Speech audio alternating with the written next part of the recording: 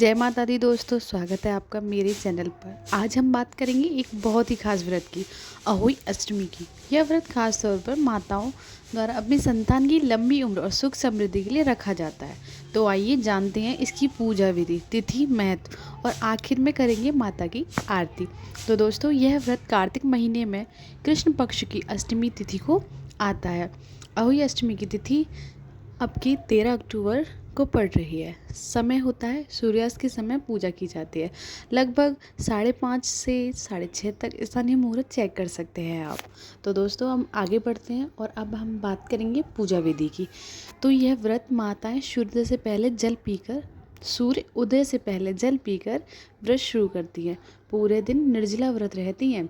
तैयारी कैसे करती हैं? दीवार पर अहोई माता का चित्र या बिंदी लगाकर चित्र बनाएं। आप गेरू भी ले सकती हैं। गेरू की सहायता से आप अहोई माता का चित्र बना सकती हैं। साथ ही स्वास्तिक, चावल, रोली, कच्चा दूध, गेहूँ, हल्दी, मिठाई रखें। सूत का धागा या आप कलावा भी ले सकती हैं।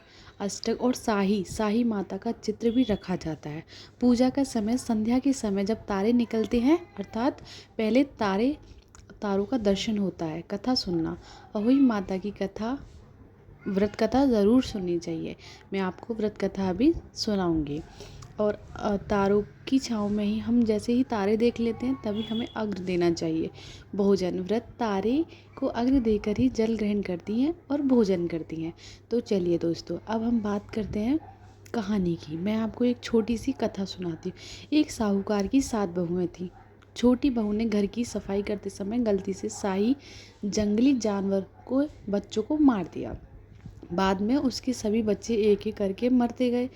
उस औरत के जब उसने संत से उपाय पूछा तो उसने बताया कि तुमने शाही के बच्चों का दोष किया है।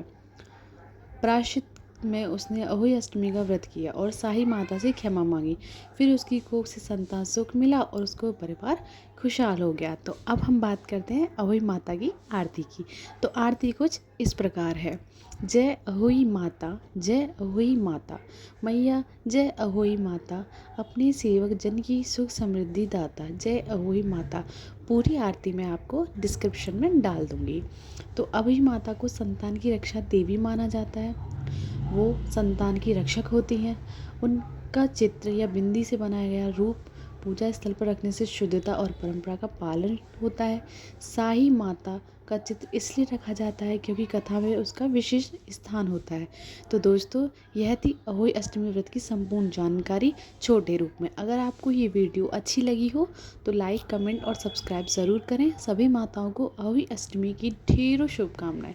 आपकी संतान सदा स्वस्थ, सुखी और दीर्घायु से हो। जय माता दी।